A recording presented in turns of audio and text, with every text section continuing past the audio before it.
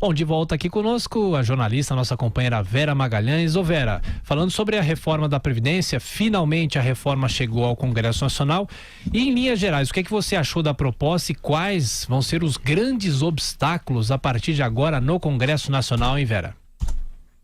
Tiago, a proposta é bastante ambiciosa, né, do ponto de vista do que ela espera que o governo economize, deixe de gastar nos próximos 10 anos. Fala-se em mais de R$1 trilhão, 1 trilhão, cento e poucos milhões de reais. É claro que ela vai ser, digamos, desidratada de alguma maneira no Congresso, então a previsão é que se chegue em algo em torno de 800 bilhões. Mas os especialistas, a gente ontem mesmo entrevistou no 3 em 1 o Pedro Fernando Neri, um dos principais especialistas estudiosos do tema. Hoje há outras falando nos jornais, nas TVs também repercutiram bastante, a gente ao longo da programação da rádio.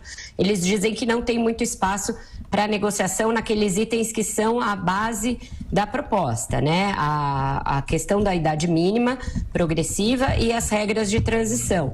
O governo pode negociar em algumas coisas que são vistas como bodes colocados na sala justamente para isso, mas naquilo que é o pilar da reforma, não sobra muita gordura para cortar, para que se tenha essa economia robusta ali, que faça diferença para as contas públicas no médio e no longo prazo.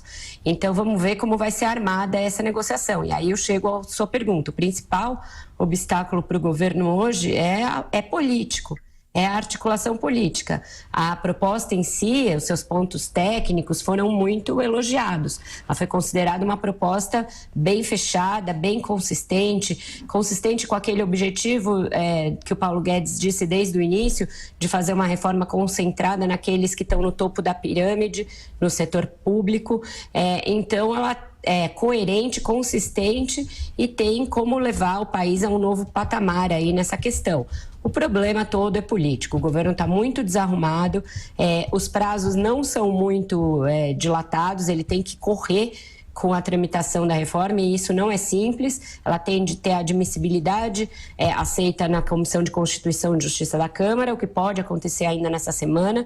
Depois vai tramitar numa comissão especial, que deve acontecer, que deve ser constituída na semana que vem, mas para a qual tem uma grande disputa ali.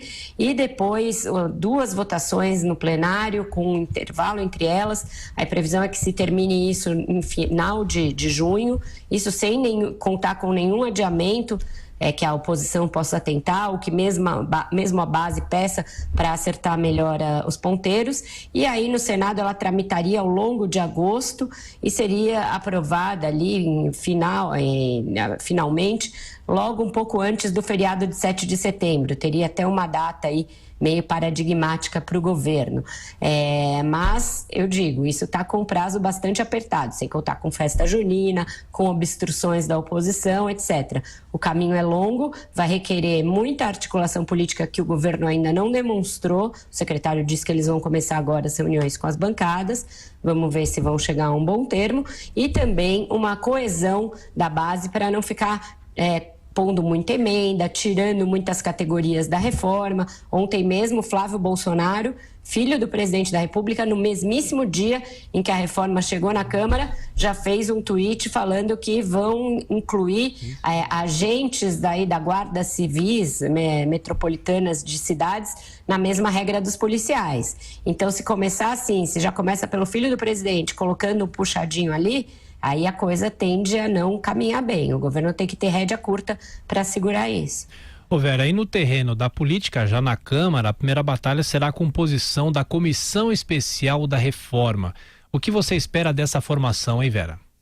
Também já vai ter disputa para isso, Tiago. Tem disputa tanto para a presidência da comissão, quanto para a relatoria e mesmo para a composição, para a designação dos seus integrantes. Todo mundo quer esse holofote, todo mundo vai querer fazer parte da Comissão da Reforma, seja para ajudar o governo, seja para usar esse holofote para falar mal da reforma, bombardear a reforma. Então, é por isso que é importante um trabalho de concertação com os líderes partidários. O governo, se quiser ter sucesso nesse ponto que é crucial para moldar o texto que vai sair ali da reforma, né? É na comissão especial que o texto final vai ser moldado para chegar ao plenário. Ele deve ser bastante alterado em relação ao texto original. Então, o governo tem que fazer um trabalho com os líderes de indicação dos componentes, dos integrantes daqueles partidos que podem ser considerados da base.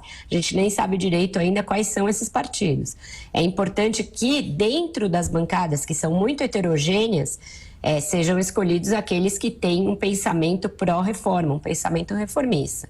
Então, não é um trabalho fácil, o governo nem tem esse mapa em mãos, não sabe quem é quem na Câmara, e aí vai ter que ser feito a partir do zero, com líderes que ainda não disseram que vieram. O líder do governo, o Major Vitor Hugo, não é respeitado pelos demais partidos. Daí porque talvez o próprio Bolsonaro, o ministro da Casa Civil, Onyx Lorenzoni, e muito fortemente o presidente da Câmara, Rodrigo Maia, terão de atuar, de ajudar nesse papel aí, nessa tarefa. Análise de Vera Magalhães aqui no Jornal da Manhã. Estaremos te acompanhando, Vera, na programação da Jovem Pan. Até mais tarde. Até mais tarde, um ótimo jornal para vocês.